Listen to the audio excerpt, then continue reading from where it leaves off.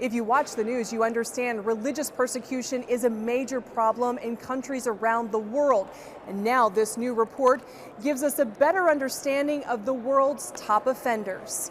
Those countries include Iran, Russia, and economic powerhouse China. So here's a rising power. Its economy is growing bigger and bigger each year.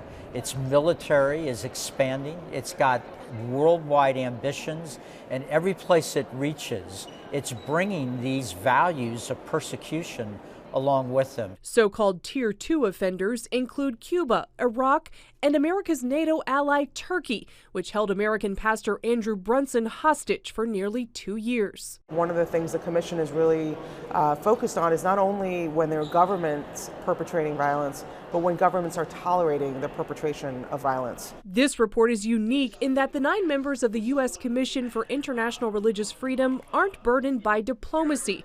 Unlike many State Department accounts, these observers tell it like they see it.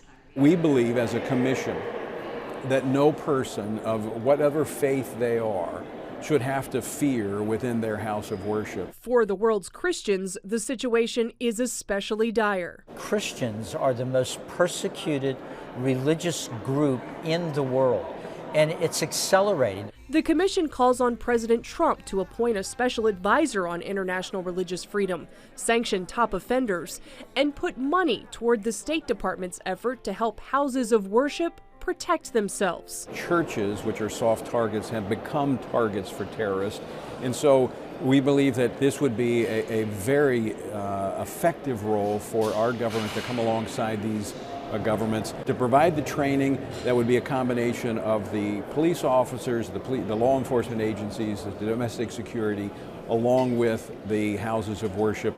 For so many people of faith around the world, finding religious tolerance is increasingly a matter of life and death.